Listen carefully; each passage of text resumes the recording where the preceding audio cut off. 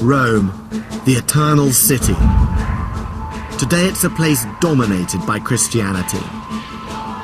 Its churches rule the skyline. Its faithful pack the streets. Every year, thousands upon thousands of pilgrims from across the world flock here to worship in the place that is truly the beating heart of the Catholic faith. For many, Rome's status as a holy city begins with Christianity. But in fact, its origin as a sacred site owes everything to its pre-Christian past. It was exotic pagan deities who were first credited with transforming a hillside village to the capital of the most powerful empire the world has ever known. These were the gods of thunder, love, war and wisdom, who dominated the city for 1,000 years and held its fortune in their hands.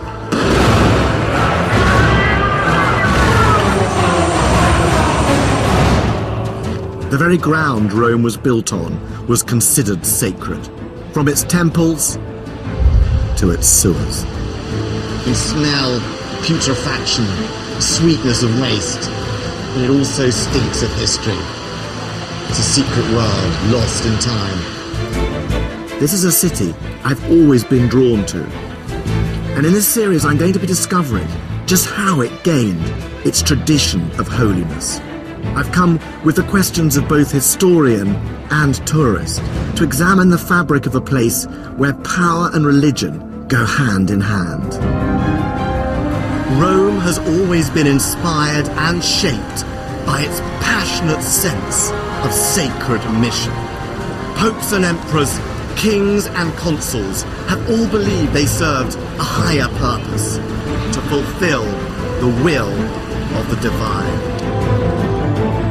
And in this episode, I'm going right back to Rome's pagan roots, to a world of empires won and lost, holy ambitions fulfilled, a place where signs from heaven could change the course of history, and men became gods. I want to find out just how this once marshy wasteland became one of the world's holiest cities.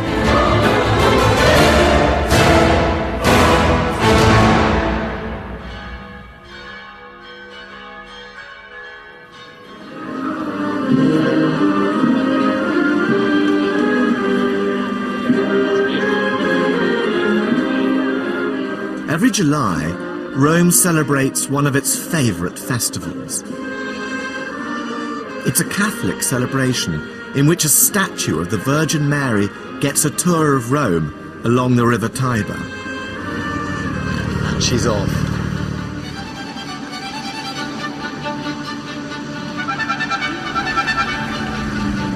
It's quite a bizarre sight, the Mother of God taking a ride on a motorboat. But it does sum up Rome today. Here, religious pageantry is the city's daily theatre, on the streets and on the water. Christianity rules the holy city, but everywhere you look, paganism lurks just beneath the surface. Images of Mary on street corners were once pagan shrines devoted to the household gods. Ancient temples have been absorbed into the fabric of Christian churches. And the Pope has a pagan precedent. The ancient Romans had their own high priest, the Pontifex Maximus. Even this procession has echoes of the pagan world. In 205 BC, there are stories of the Magna Mater, a foreign goddess being brought into Rome by boat right up this river, just like this, except it wouldn't have been motorboats, it would have been wooden boats. It wouldn't have been balloons, it would have been incense lamps. But the modern Christian Rome of today, in many ways, is not so far removed from the ancient pagan Rome of gods and emperors. And there's a clue to the origins of Rome's timeless sanctity in its founding myth. Every sacred city needs a creation story, and Rome is no different. It's a tale that defined the ancient Romans. And as a tourist, it's a legend you still can't escape. There are glimpses of it just about everywhere. Ciao. And here it is, two children suckling a she-wolf. It's a timeless vision of human dreams and nightmares. Lupine ferocity meets maternal nurture. But it sums up everything the Romans wanted to believe about themselves and their city's destiny. According to myth, Rome was founded in 753 BC by the twin brothers Romulus and Remus. Abandoned as babies, they were rescued by a she-wolf. And once adults, they decided to found a city. But it wasn't that simple. Being brothers, they soon fell out over where to build it. Romulus wanted to build it on the Palatine Hill. Remus wanted to build it on the neighbouring Aventine Hill. And to make the right decision, they decided to consult the gods. Signs from heaven were sent to each brother in the form of vultures. Remus saw them first, 6 birds over the Aventine. But Romulus saw more, 12. Each brother claimed the gods favoured him. It was a rivalry with fatal consequences.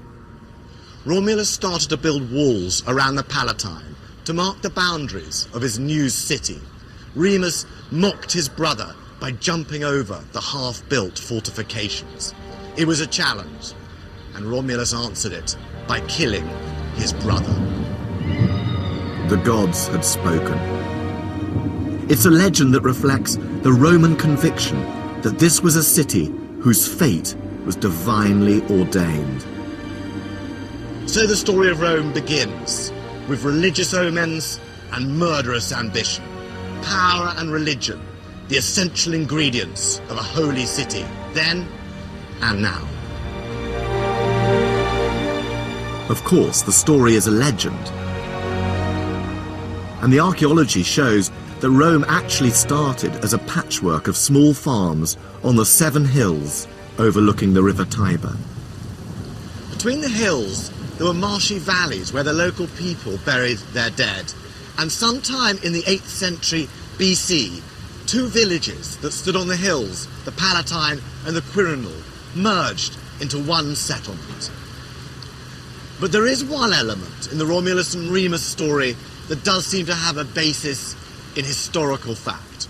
And that is, right from the beginning, Rome was surrounded by a boundary that was of enormous importance. It marked Rome out as a sacred city. This boundary was known as the Pomerium, and Romans thought it originally followed the line ploughed by Romulus around the city. But it wasn't just about marking out territory. Much more significantly, the Romans believed the land within it enjoyed divine protection. This gateway, known as the Arch of Dolabella, was built on the line of the Pomerium. And to keep the gods happy, there were strict rules dictating behaviour within Rome's sacred confines. So, on this side of the arch, I'm outside the city, where the Romans believed you could bury your dead or make war. But as I walk through the archway, I enter Rome. Rome begins here, and everything is sacred. So if I was a soldier, for example, I would have to leave my arms outside the gate. Generals could not build military camps here. The Romans believed that to break these rules was sacrilege.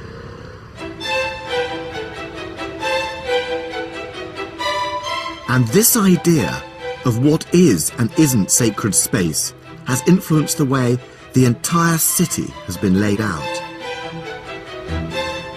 It's why one of the main thoroughfares into Rome, the Appian Way, is lined with tombs. but only up to a certain point. They stop the moment you enter the city itself. It's also why the tombs of the early Christians, the catacombs, are on the outskirts and not in the centre. But the sacred space in Rome wasn't just what you saw around you, it also extended beneath your feet, right underground. Deep below Rome is one of its most secret and holy sites. It's a network of sewers, but they weren't just to wash away the effluence of the Romans. Like everything else in the city, they also had a sacred purpose. They were said to be the brainchild of one of Rome's earliest rulers, Tarquinius Priscus, 5th monarch of the city, and one of a line of kings who ruled here. The entrance to the sewers is in the Forum of Nerva, and it's here I met up with Mark Bradley, for whom they are a personal passion. Truly an elegant look for La Dolce Vita. The sewers are still in use today, so precautions have to be taken. How do I look? I think we're ready to face the effluvia of the ancients. But I quickly realized that penetrating these fecal caverns wasn't going to be easy. No way. I don't think I can go down there. I hate to tell you this. I'm serious. I don't know. Nobody's ever fallen down it.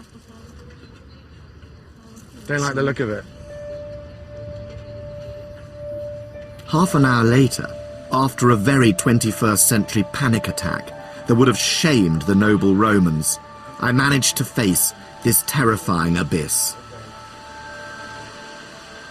And as I descended into this twilight canyon of filth, I could smell it before I could see it. What a place. Oh my God. What is that? This is absolutely extraordinary down here. Yes, I mean, these are terribly, terribly important. This is the Cloaca Maxima, the Great Sewer, which is the oldest surviving intact monument in Rome. Forget all the temples, forget all the palaces. This is the real start of Rome. And one of the main functions of these sewers originally was to drain the forum that was being periodically flooded by the Tiber. It's massive. You can sail a boat through here, and the Romans boasted about sailing boats through here. Come on, let's explore.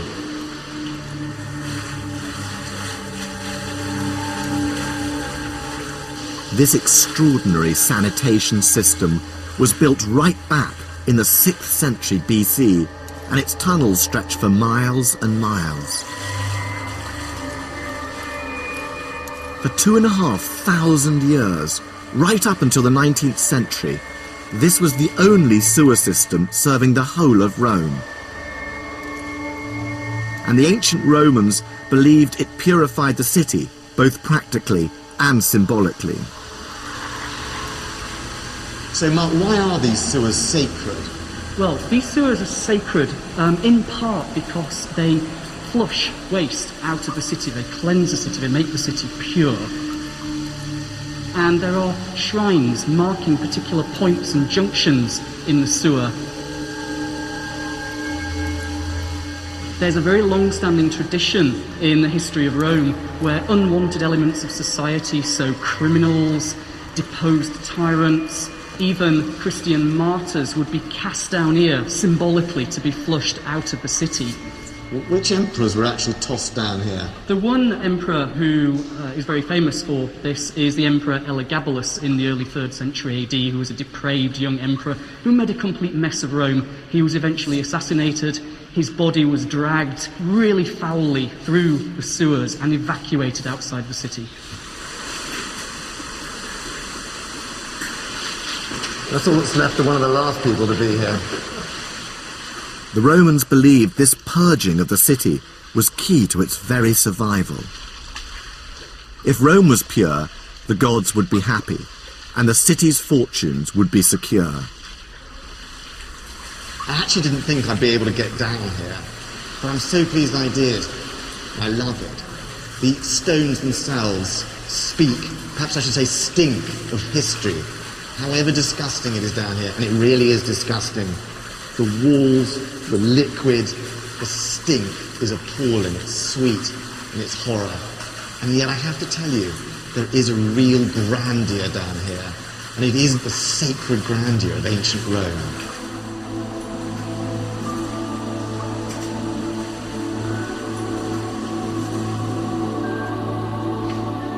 This splendid subterranean world has shown me that right from its inception, Rome was regarded as a holy city, above and even below the surface. Oh my God, how lovely. Sunlight, air. Goodbye, ancient tunnels of Rome.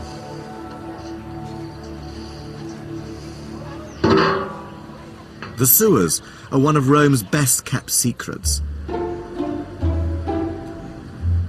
But they have an unexpected link to one of the city's most popular tourist destinations that might not please the thousands of people who come here.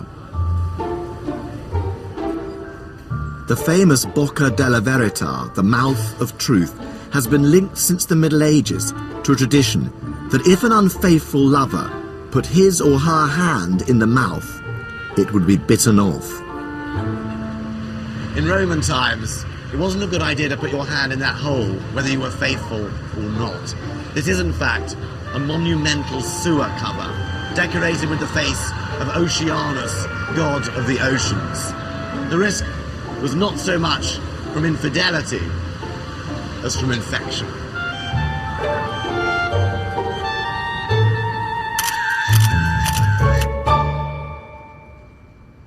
The concept of Rome as a holy city was present from the beginning.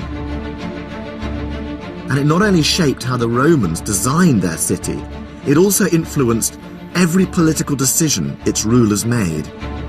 The Romans were obsessed with the gods and their moods, and that governed how they behaved from dawn till dusk. Every soldier, every Caesar, believed he had a religious role. To commemorate the greatness of Rome was to celebrate its holy destiny. In this city, religion and politics were inseparable bedfellows. Nowhere is this marriage of sacred and secular more blatant than here, at the Forum, the heart of pagan Rome. It was first built in the 6th century BC as a civic centre, after the sewers were established and the land drained. And for 1,000 years, it was the centre of Roman public life. Here speeches were given, criminals were tried, laws were made, and temple after temple was raised to the glory of the gods of Rome. According to legend, this was home to another king of the city, whose influence shaped the earliest traditions of Roman life. His name was Numa Pompilius. The Romans believed that it was Numa who created the religious rituals and structures that made possible the rise of Rome. And he did it right here. When you visit the Forum for the first time, you're both dazzled and bewildered. It's a mishmash of architectural fragments from different ages. There are traces of temples built and rebuilt, layer upon layer of Roman history. Much of what stands here today belongs to the time of the emperors, the last leaders to make their mark. But the origins of this site can be dated right back to the period of the Roman monarchy. King Numa was said to have established 4 colleges of priests with very clear responsibilities that were not just religious, they were also political. And without their say-so, the entire routine of Roman politics would grind to a halt. All buildings in the Forum, public or private, were dedicated to the gods. And all political decisions had to be made on sanctified ground, from holding elections to passing laws. So it was a group of priests known as the augurs who had the final say over planning decisions. This was the Senate House, but it was also something called a templum, a sacred space. The augurs would consult the heavens to approve the site and then map it out with holy staffs. It was as if the Houses of Parliament stood on a sacred rectangle. And if the space wasn't sacred, the decisions weren't valid. At the opposite end of the forum was the Regia. It was the royal residence, originally thought to be the palace of King Numa and the seat of secular power. But it was also the centre of religious control. This was once the headquarters of the Pontifex Maximus, the high priest, the supreme religious authority of Rome. And Pontifex Maximus literally means the greatest bridge builder. He was the bridge between gods and men. He regulated the rituals of Roman life and the divine law, and this gave him considerable political authority. But he was also master of the Vestal Virgins, and right next door to his headquarters was their house and temple. The Virgins were priestesses of Vesta, the goddess of the hearth and home, who had a special link to the fortunes of the entire city. The Vestal Virgins were chosen at the age of 6 for their moral and physical perfection. Their task was to tend the sacred flame of the sacred hearth of the city, and the Romans believed that if the fire went out, the city itself would fall. The whole forum was a place where religious practice ensured Rome's political decisions had divine backing.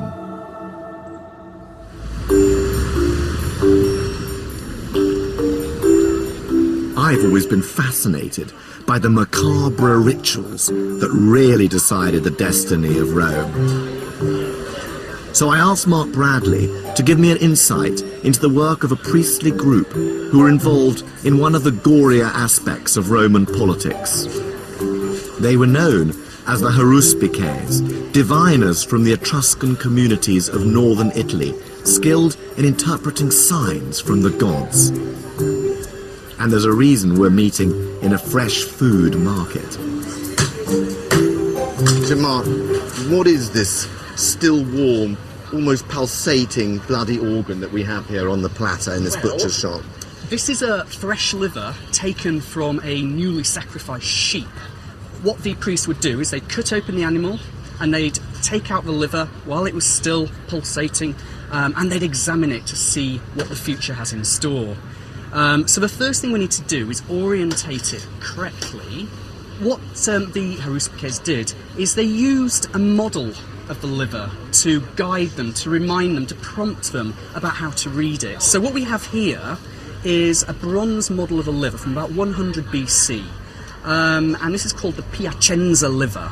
And on this you can see the gallbladder, the caudal lobe, and the liver was divided into 16 sections, and these 16 sections corresponded to the 16 regions of heaven.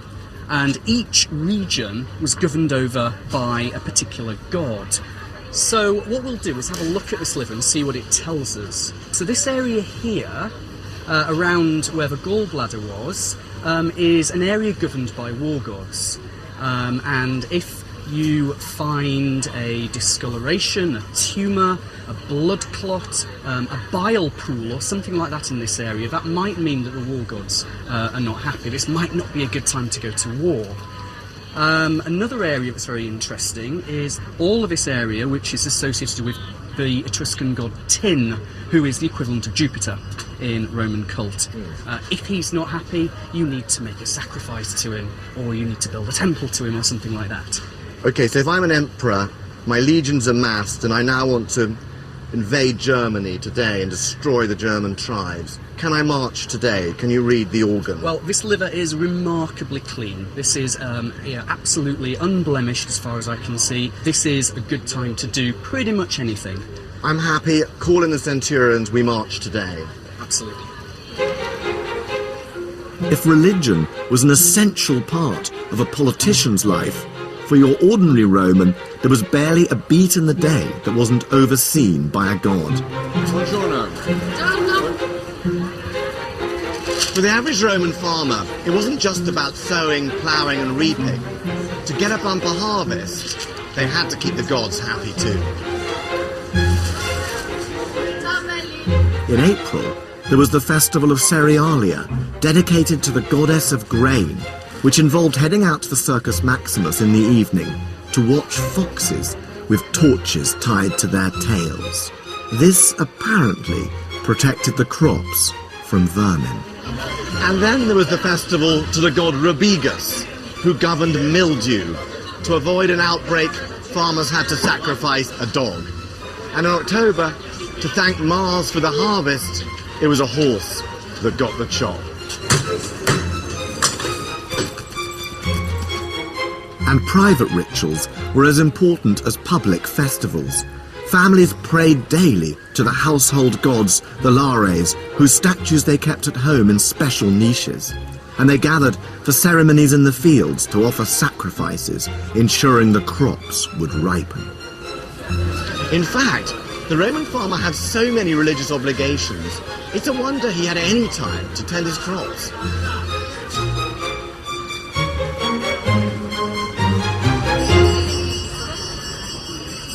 The religious structures and practices said to have been established by King Numa largely formed the basis of Roman religion for the entire first millennium of Rome. But in 509 BC, a political crisis broke out. A group of aristocrats rebelled against the king, Tarquin the Proud. They overthrew him and established a new political system. Rome would no longer be ruled by one man, but by the Senate, an assembly of its leading citizens. The Roman Republic was born. But whatever ideas drove the change, religion remained at the heart of the new regime. Indeed, the more successful Rome became, the more sacred the city.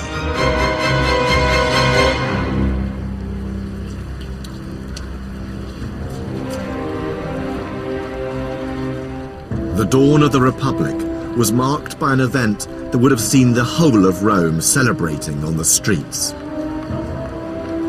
It was the dedication ceremony of a building that once stood here on the Capitoline Hill, the single most important temple ever erected in Rome. On the 13th of September, 509 BC, this spot above the Forum would have been packed with people. And what an awesome spectacle it would have been. They were there for the dedication of the vast new temple of Jupiter, Optimus Maximus, the biggest and brightest of the Roman gods. There was an altar outside for the sacrifices, and the doors were always open, so passers-by could see the huge and gaudy statues of the gods within. For a Roman who was there that day, it would have been as magnificent as it was unforgettable. The entire ceremony was designed to remind the Roman people that the god Jupiter was the source of Roman glory. And for the new Republic, this building marked a dramatic moment in the city's history. This was the opening ceremony of the first pagan cathedral of Republican Rome.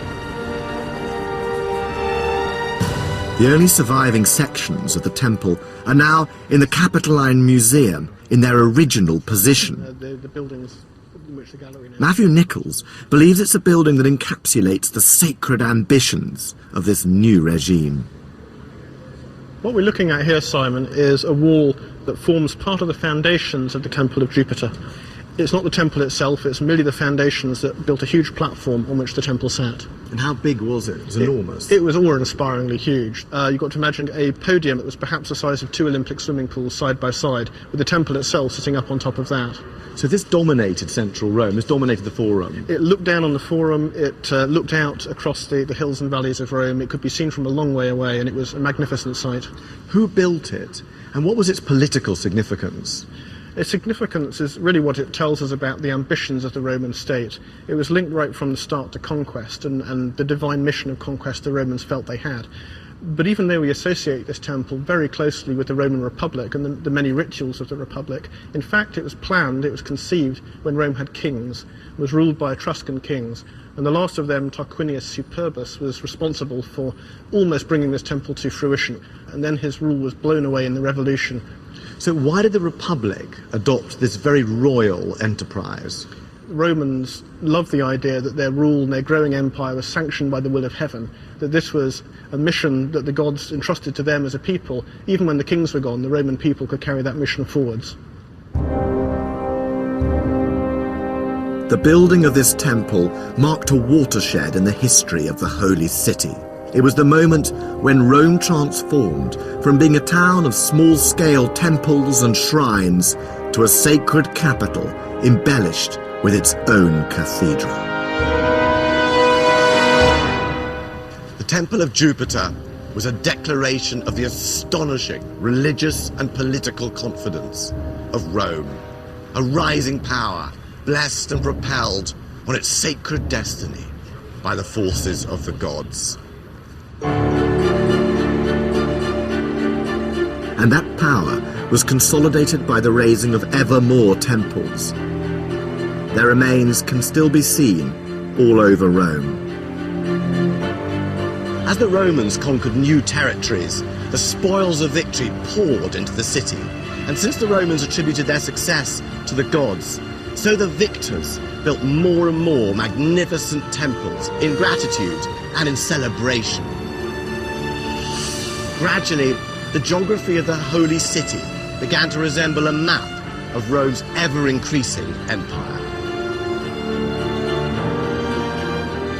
And nowhere was Rome's acknowledgement of the gods clearer than in one of the city's most colourful military ceremonies.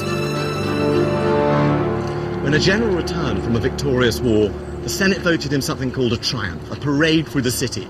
He rode in his chariot, followed by his army, by wagons heaped with booty, and by his shackled prisoners. And he ended up right here at the Via Sacra, the sacred way, the most important street in the Roman Forum. Imagine the excitement.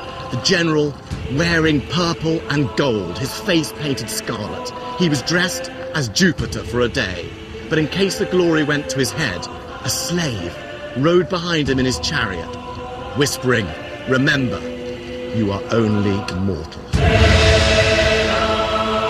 His procession ended, of course, at the Capitol and the Temple of Jupiter, where he laid laurels at the feet of the giant statue of the god. At that moment, there'd be no doubt in any Roman's mind that the gods were responsible for the city's fortunes.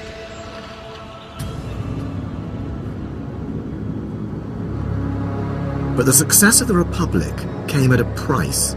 It was the purity of Rome's religion that suffered. The city's expansion into a vast empire led to an influx of foreigners from Greece to Egypt, and with them came their gods. Rome's senators could have suppressed these new divinities and stayed faithful to their own, but they took a more pragmatic approach. Foreign gods like Isis and Serapis were absorbed into the state religion, and in the 3rd century BC, one was even imported to try and avert disaster.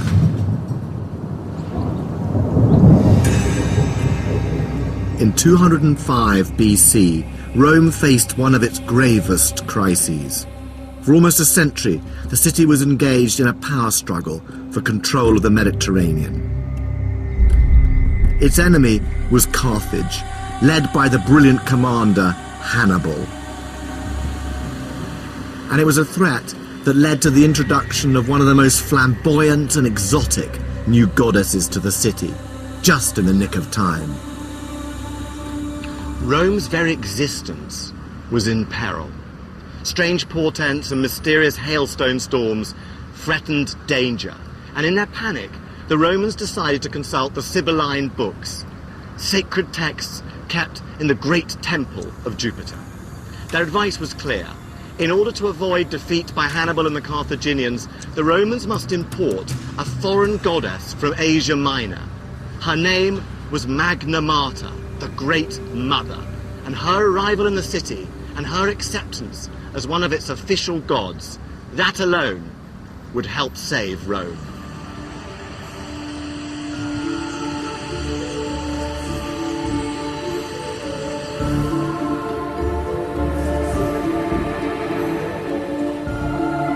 The Roman historian Livy wrote a vivid description of her arrival in the city.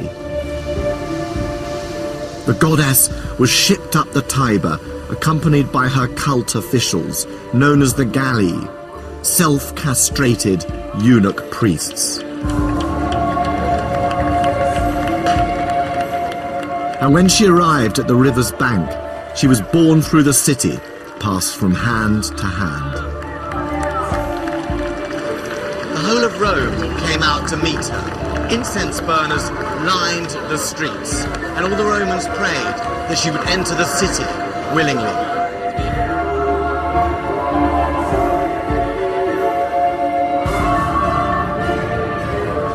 It seems Rome hasn't changed as much as you might think.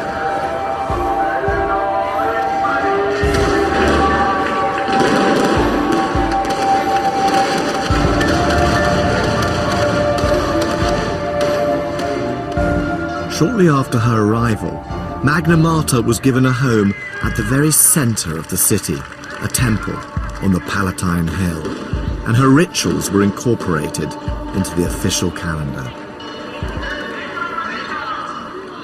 3 years later, Hannibal was defeated. The story of Magna Mater shows how far Rome had come. It had transformed from sacred village to a holy city, dedicated to a multinational pantheon of deities.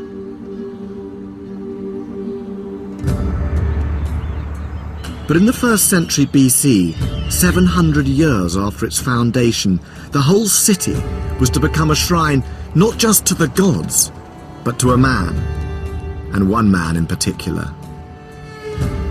It was an innovation that had its roots in the rule of one of Rome's most outstanding leaders, Julius Caesar. Caesar's rise to power came at a time when violence, cynicism and corruption had taken hold of the holy city. As the empire grew, the struggle for control became more and more vicious, and religion was ripe for exploitation. Portents from heaven were interpreted to justify decisions. Omens and oracles were invented for political advantage. And in this world, one man stood out. Caesar was so exceptional, the Roman state was almost too small for him. Nicknamed by his own soldiers, the balding adulterer, he was a gambler, a risk-taker, and he was an arch-manipulator of religion for his own political ends. He even claimed to be descended from the goddess Venus herself. But his success provoked the jealousy and suspicion of the other nobles, with deadly consequences.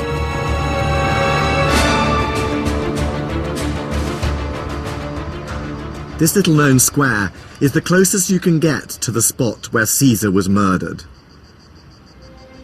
In the 1st century BC, these ruins were temples.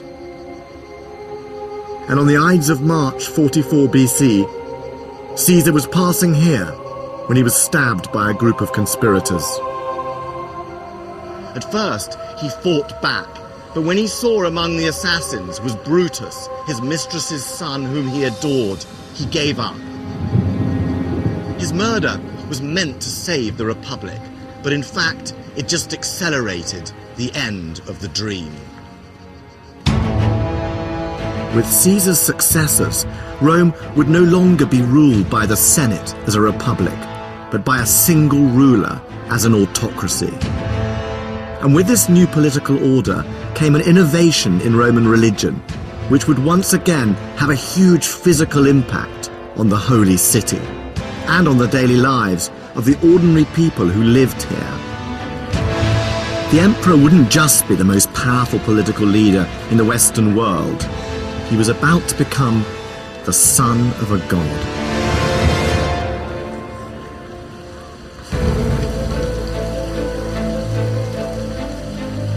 Caesar's heir was his 18-year-old nephew and adopted son, Octavian, a brilliant political strategist who combined the old and the new to give Roman leaders a new status. They were no longer just generals and priests. They could also be gods. After Caesar's death, Rome was thrown into chaos, and a fight for power ripped the city apart.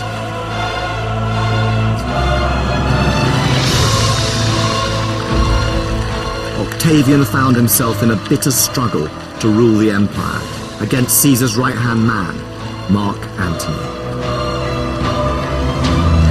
Mark Antony allied himself with the irresistibly vampish and hugely ambitious Queen of Egypt, Cleopatra. Together, they embraced an Eastern version of power and religion. But Octavian cleverly used this to turn the Romans against them. Antony and Cleopatra were defeated in battle and committed suicide. He by sword, she by snake. And Octavian became Rome's first emperor. Octavian's victory marked a crucial turning point in Rome's history. Under his regime, it became the most magnificent and sacred capital of the Western world. Romans began to call it the Eternal City. And Octavian had similarly grand ideas about his own status.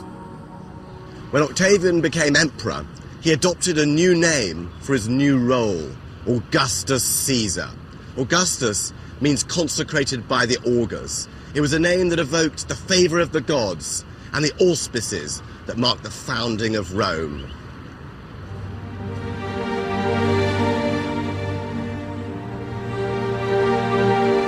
The name Caesar also linked Augustus to his murdered uncle, Julius. And very early on, he had a temple built here in the Forum, in his uncle's honour.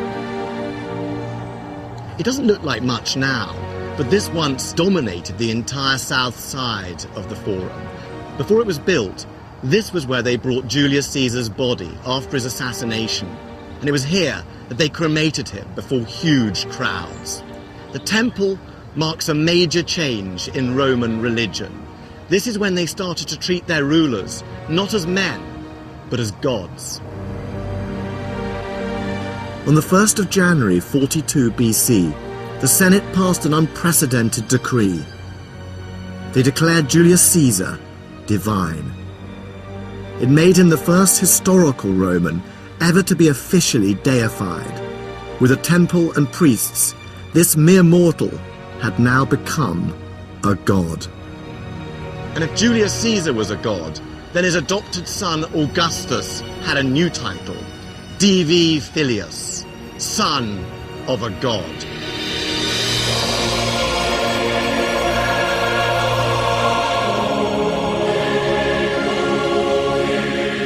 But Augustus's desire for divinity wasn't satisfied by a title alone. He spent the next 4 decades taking steps which gradually tied Roman religion not just to the city of Rome, but to a single person, the emperor. And he did it through a vigorous program of rebuilding and religious renewal. He reinstated ancient religious festivals, rebuilt crumbling temples, filled vacant priesthoods. He claimed he was restoring Rome's ancient past to please the gods. What he was really doing was making Rome his own. Augustus subtly co-opted new powers, taking on the mantle of all the major priesthoods in Rome, culminating in 12 BC when he declared himself Pontifex Maximus. 5 years later, he divided the city into new districts. And on every street corner, he built a shrine. In his meticulous way, he was altering the whole focus of Roman worship. Very few traces of these ancient shrines remain, but there's one in the Vatican Museum. It's tucked away from public view in the Pope's own private gallery. And its carvings show just how the shrewd Augustus was shifting the object of Roman worship from the gods to himself and his own family. Questo è un altare dove probabilmente venivano fatti i sacrifici a una divinità. Questo è un altare molto importante perché nella sua non grandi dimensioni ha 4 scene di tipo propagandistico riguardo ovviamente Augusto e la sua genealogia. So what are the images on it? Questa è una scena di sacrificio dove Augusto è nella veste di sacerdote sacrificale. Il sacrificio era importante in antica Roma perché era ciò che connetteva l'uomo alla divinità. Per cui in questo caso Augusto è il tramite tra il popolo romano e le divinità. And Augustus's family connection to the gods is even more explicit in another scene. Questa immagine in particolar modo rappresenta Cesare. Questo altare in particolare ci ricorda che Cesare è diventato una divinità, è quello qui che con il suo carro, sulla sua quadriga, vola verso il cielo. Il cielo qui è rappresentato da questo personaggio con la veste sopra la testa, tonda. What did Augustus want the people who saw this shrine to believe? Questo è un monumento che riesce in qualche modo a focalizzare l'attenzione di chi lo guarda nei confronti di Augusto e della sua famiglia. Augusto, più di altri, meglio di altri, ha usato la religione per spiegare, diciamo così, al popolo il suo potere. E questo passaggio dallo stato terreno allo stato divino. Questo serve perché la gente, il popolo comune, dia ad Augusto una sorta di velata divinità. By putting images of his deified ancestors on shrines all over Rome and encouraging sacrifices to them, Augustus was making a bold statement. Augustus was inviting all ordinary Romans to take part in the creation of a new imperial mythology. The city of Rome was being indelibly stamped with the divine claims of one family, one ruler. And Augustus set the tone for the emperors who came after him. During his life, he was the sole religious authority in Rome. And on his death, by vote of the Senate, he too was declared a god.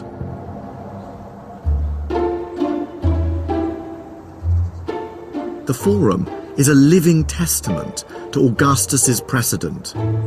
Temples to deified emperors would soon dominate this sacred space. So here is the temple to the Emperor Antoninus Pius.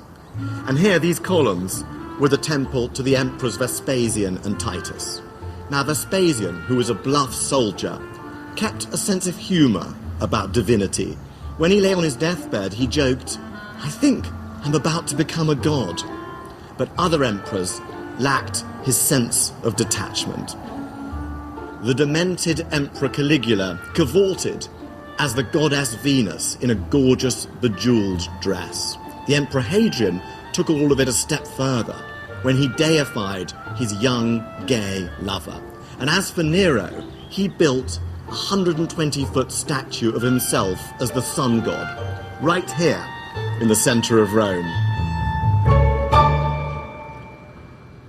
But it was the imperial cult and its demands that provoked a minor challenge to Roman religion with world-shattering consequences. A new generation of foreign sects was starting to gain popularity in the city, and one in particular showed resistance to this worship of emperors. That cult was, of course, Christianity. And 300 years after its emergence, it would entirely reshape the city of Rome. The pagan temples would be converted into churches, leaving the Roman gods to crumble into dust. But when it first arrived in Rome in the 1st century AD, Christianity looked less like a force to be feared, and more like a sect of cranks with peculiar and preposterous beliefs worthy of mockery.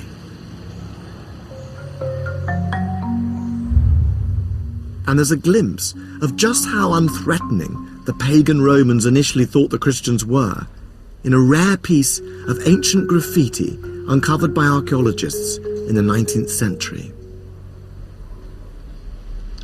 So here it is. It's very small, and it's very hard to see, but I find it absolutely fascinating. What we have here is a human figure being crucified on the cross. What's bizarre about it is that the person being crucified has the head of a donkey. There's a figure apparently worshipping beside the cross, hand raised, possibly a soldier. And underneath it says, Alex Amenos worships his God. Now what's remarkable about this is it's the first ever representation of the crucifixion in history. What's interesting is that it's clearly not by a Christian at all, but by a pagan Roman. The graffiti dates from between the 1st and 3rd centuries AD, and at that time, the symbol of the cross wasn't something the Christians were proud of. Crucifixion was a shameful death, the method of execution for the lowest criminals, like showing someone today with a noose round their neck. And in the earliest Christian art, the cross doesn't appear at all. So this pagan graffiti artist is deliberately mocking and insulting Christian worshippers. To show Jesus with a donkey's head is the cruelest cut of all. And donkey worship wasn't the only tittle-tattle circulating about the Christians. They were also rumoured to practice magic, indulge in ritual cannibalism, and even incest. It was all good gossip for the Roman on the street. But within 200 years, rumour had turned to concern, as Rome's elite realised this new sect was persistent and potentially dangerous. The Christians were well organised. They recruited thousands of new followers. But worst of all, they refused to take part in the Roman state religion, claiming that they worshipped only one god. They were beginning to look less like a bunch of harmless and superstitious eccentrics, and more like a movement of defiant subversives who could no longer be controlled. The Roman elite had in the past tolerated foreign gods, but they were always clear that whatever people's private beliefs, public loyalty to Roman religion came first. After all, the fortunes of the city were at the mercy of the pagan gods. Snub them, and the consequences could be catastrophic. So if a group like the Christians failed to pay due respect, how would the gods react? The fate of the city and its empire hung in the balance. And in the 3rd century, it seemed as if their fears were justified. The Roman Empire was beset by invasion, civil war, and economic depression. It was on the verge of collapse, until the reign of a new emperor, Diocletian. He was a superb general who restored order by conquest, reform, and restoration of the old gods. But one sect resisted. And when Diocletian's palace burnt down and the army's sacrificial portents looked bleak, the Christians were blamed for failing to honour the Roman gods. Diocletian decided to solve the problem by force. In 304 AD, he ordered every citizen of the empire to sacrifice publicly to the Roman gods. And if the Christians refused, they would be executed. It was a strategy designed to drive the Christians into the open. Yet despite the threats, they remained defiant. Rome's senators were baffled. Why would anyone risk their lives for this upstart cult whose founder died a criminal's death in a Roman outpost, when the pagan gods had delivered the riches of empire? Yet still, pagan Romans were choosing to convert. And here, in the suburbs of Rome, there's a fascinating clue as to why. This is the catacomb of Priscilla, where Christians were buried in the first centuries of the church. And it's one of the few places in Rome that they've left their mark. The walls are covered by their paintings. And there's one that gives an insight into just why pagan Romans were choosing to face execution for this new Christian god. So here it is. This is a biblical scene from the Old Testament book of Daniel. And it tells the story of these three Jewish characters who were in exile in Babylon from Israel. They refused to pray to the image of the king of Babylon, Nebuchadnezzar. And as a result, they were sentenced, as you can see, to die horribly in this fiery furnace. Parallels for Christians facing persecution in Rome were clear. But there's a twist to the biblical story which gives this image another dimension. What's surprising about this is that if you look closely, these characters are praying, but they're not burning. The book of Daniel says that they were able to walk unscathed among the flames and emerge entirely unharmed. Their God had saved them. But for Christians, this had another layer of meaning. The Christian God would not only save Christians from persecution, he would also save them from death itself. Christianity offered eternal life. And this belief in eternity had huge appeal in this pagan city.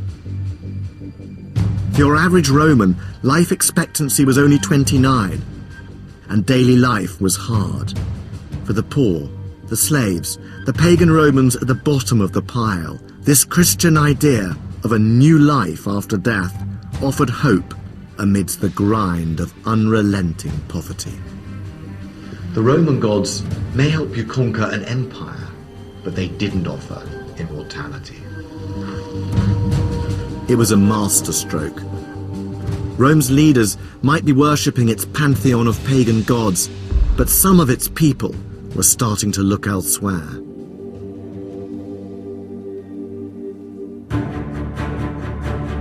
Ancient Rome has always been a symbol of secular power. But you can't understand the might of this city without also grasping the sacred beliefs of the Romans themselves. Right through its history, Rome's greatness was inextricably linked to its sacred mission. For its first 1,000 years, Rome's palaces and temples expressed one thing. This was a holy city, blessed by the gods to rule the world. But all that was to change. A new god was about to take Rome. Next time, Rome's transformation from pagan heartland to the capital of Christendom, as religious revolution hits the holy city. Valdemar Januszczak brings the Dark Ages out into the light here on BBC HD. His brand new series continues at 7:30 tomorrow. Next tonight, though, stay with us for an epic journey around our frozen planet.